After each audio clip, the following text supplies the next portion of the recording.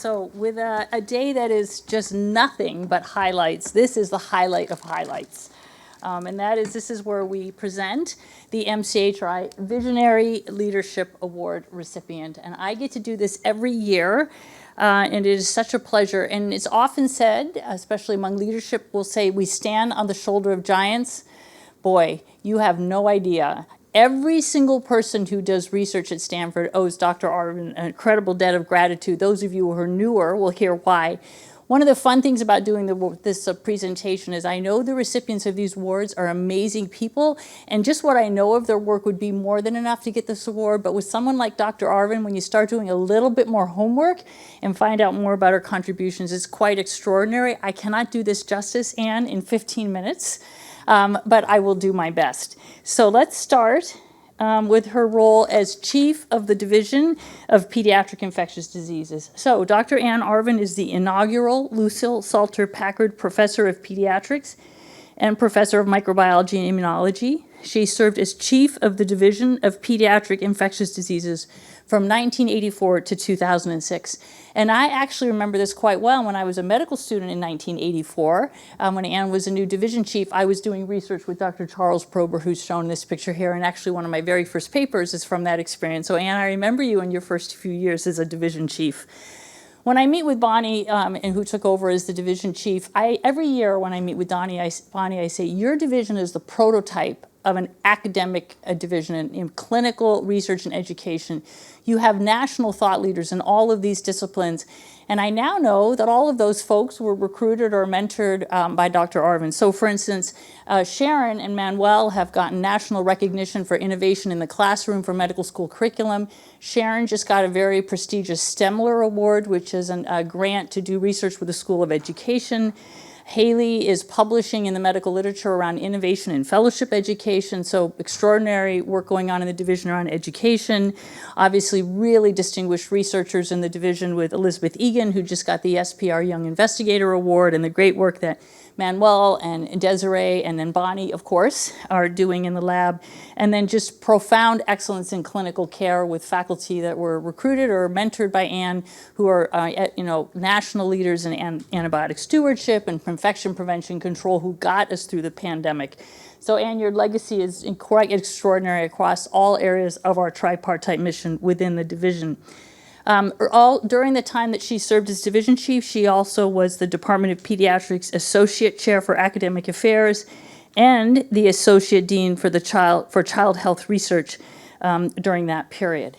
Then to tell you a little bit about Anne's research, and thank you to Stefan who helped me with these slides. I know these are just a snapshot, so to speak, of the many, many, many postdocs, graduate students that you've mentored. I know you have a really deep legacy in that sense as well. Her principal research interests were human herpes virus and childhood viral diseases and vaccine. Her basic laboratory focused on varicella zoster virus. She's done internationally recognized and extensive basic science work on the molecular mechanisms of varicella zoster virus pathogenesis, how the host immune system controls varicella zoster infections. Did early studies of the vaccine that is now licensed for the prevention of chickenpox and zoster, and her clinical research used new laboratory methods to better define or understand the developing immune system in infants and young children and how maturation of the immune system affects responses to viral infections and vaccines. It was quite stunning, during my early years as chair, Anne was still running her weekly lab meetings, and she had NIH funding in 2021, and Stefan Oliver is really now continuing that very distinguished work. So just an extraordinary research legacy there, and as you will hear in a moment, has received many awards for that. She is, at her heart, a pediatrician, and this is the version of the textbook of pediatrics that I had. I do remember the CD-ROM came in very handy when I was doing my board recertification at home, and I could search on the CD-ROM for the answers to the questions, but I didn't realize that you were one of the editors of Nelson's textbooks of pediatrics, and of course many, many books, I think something on the order of 56 chapters around varicella zoster virus. But then we have Anne's role as the Vice Provost and Dean of Research at Stanford University from 2006 to 2018. And when you think about the transformation on this campus during that period, it's really quite extraordinary. So much, so much transformational leadership that happened really because Anne was a leader of interdisciplinary themes. She recognized the power and the benefit of creating opportunities for research training across the university long before many of our peer institutions, and she really helped transform the way research is done at Stanford. She made it her chief priority to engage with faculty to optimize the contributions of Stanford's university-wide interdisciplinary laboratory centers and institutes encompassing the life and physical sciences, the humanities, and the social sciences, and really reflecting on the slide I showed at the very beginning of how MCHRI is trying to work across disciplines. I realize we're just following your example. During her tenure, 5 interdisciplinary institutes were launched or became established programs, including the Woods Institute for the Environment that we heard about this morning, the Precourt Institute for Energy, the Stanford Center for Longevity, the Stanford Neurosciences Institute, and then really of particular relevance to the School of Medicine is the Chemistry, Engineering, and Medicine for Human Health, or ChemH, with this beautiful building that we have now just across the street. In addition, it was during that time that Spectrum, the Stanford Center for Clinical and Translational Research and Education, was established within the School of Medicine. There are many other interdisciplinary programs that have been vital to those of us in the School of Medicine that were expanded under her leadership, including BioX, the Freeman Spogli Institute, and the Stanford Institute for Economic Policy Research. And during that time, she also provided support for new state-of-the-art facilities that have really been essential for contemporary research. But then I learned, not only did she do all this incredible work here on our campus, which she was nationally respected and as a thought leader and a fierce advocate for sound federal research policies, and she was really one of the most respected, or is one of the most respected research administrators in the country. She represented the university nationally, serving on 2 National Academy committees to reduce the burden of research regulations and foster research integrity at universities. And as I was thinking about some of the conversations we had earlier this morning around all these different data sets we're trying to use, just thinking how important it is that a lot of the work around research regulations, that's been laid out so beautifully. We really all benefit from her deep understanding of the issues facing researchers, her strategic vision for new research avenues, and then all combined with her dedicated national service in helping key federal agencies develop regulations and policies. She's really just been such a tremendous advocate for enabling research at Stanford. The list of her awards is very, very long. These are just 2 examples. On the left, she is the recipient of the School of Medicine Dean's Medal. I could have shown the tweet that Sean Parker sent out that day, Anne, saying that he was honored to have gotten the Dean's Medal along with you. But then on the right is just one of many different awards that she received, this one from her Virology Institute. She's received the E. Mead Johnson Award for Research in Pediatrics, the John Enders Award in Medical Virology, as the School of Medicine Albion Walter Hewlett Award for Discovery in the Biological Sciences, as I mentioned, the Stanford University School of Medicine Dean's Medal Award, and then very importantly, the Cuthbertson Award, which is for exceptional service to Stanford University. And those are just, to name a few, there are many, many more.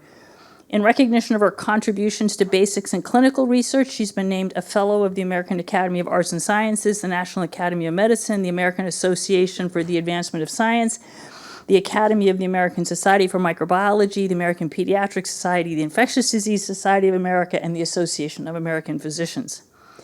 I think it's obvious, but just to summarize a little bit before I maybe add something on a personal note, Anne is this year's recipient of the MCHRI Visionary Leader Award, because she has been visionary in so many different ways during her career. This includes groundbreaking work on varicella zoster virus pathogenesis, tropism, and host immunity, work nationally at the IOM and the National National Academy of Medicine and the FDA on global viral epidemiology and vaccine product regulation, and then more locally as the Vice Provost and the Dean of Research. But I want to say a little bit more on a personal note about what Anne has done for many of our scientists since stepping down as the Vice Provost, coming back into the Department of Peds in 2018. She has just been, first of all, an invaluable mentor to me as we've helped develop our physician scientists.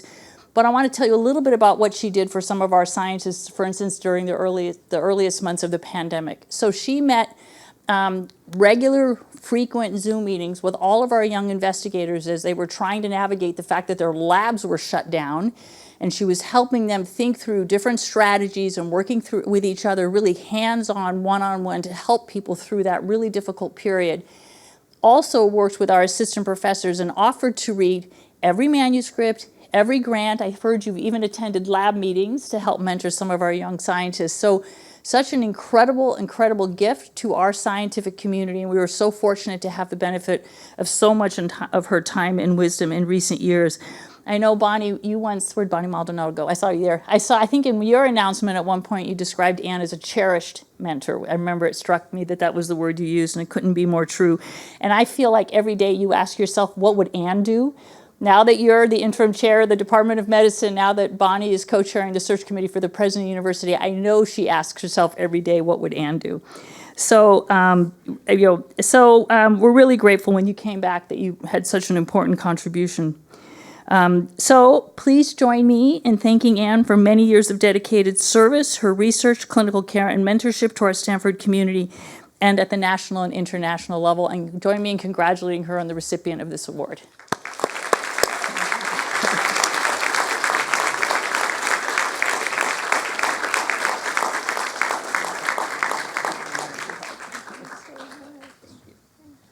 Congratulations. All right. All right, with that, or did you want to say anything? Sure. Sure, go for it. I was going to say with that we get coffee, but then this is much more important. Yeah, one little thing. You were talking about the shoulders of giants, and I thought it would be opportune to just remember two people that I think created what we have here today in a way that really needs to be remembered. And I'm thinking of Irv Schulman, who was the chair of Department of Pediatrics when I was hired. That same time, he also hired David Stevenson, so he went way out on a limb there. The second one is Lucille Packard.